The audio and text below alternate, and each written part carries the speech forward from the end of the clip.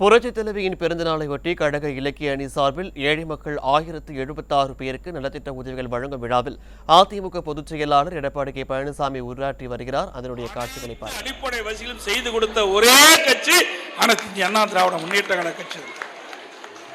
பொன்மொழி என்ற கட்சி அனைத்து இந்திய அண்ணா திராவிட முன்னேற்ற கழக கட்சி.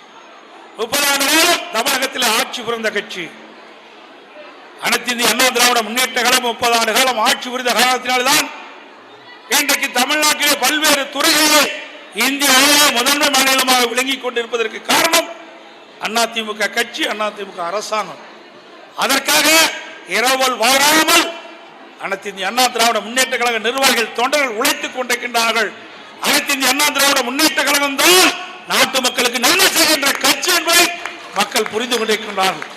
வருகின்ற நாடாளுமன்ற தேர்தலில் அனைத்து இந்திய அண்ணா திராவிட முன்னேற்ற கழக தலைமையில் நல்ல கூட்டணி அமையும்.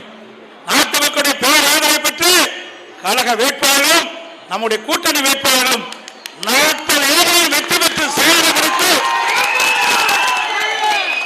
தமிழ்நாட்டு மக்களுடைய உரிமையை காப்பதற்கும் தமிழ்நாடு வளர்ச்சி இறக்கம் பெறுவதற்கும் தமிழ்நாட்டு மக்களுடைய குரல் நாடாளுமன்றத்திலே ஒலிக்க அத்தனை பேரும் ஆதரவு தாரி என்று சொல்லி மிக சிறப்பாக எழுச்சியாக அற்புதமாக கழக இலக்கணி சார்பிலே நலத்திட்ட உதவிகள் வழங்குகின்ற விழா, அறுசுவை கொடுக்க வழங்குகின்ற விழா ஏற்பாடு செய்த கழக இலக்கணியுடைய செயலாளருக்கும் அதனுடைய பொறுப்பாளர்களுக்கும் வரவேற்புடைய கழக இலக்கணி செயலாளருக்கும் அவரோடு இணைந்து பணியாற்றிய இலக்கணியுடைய அனைத்து நிர்வாகிகளுக்கும் நன்றி தெரிவித்து விடுகின்றேன். நன்றி.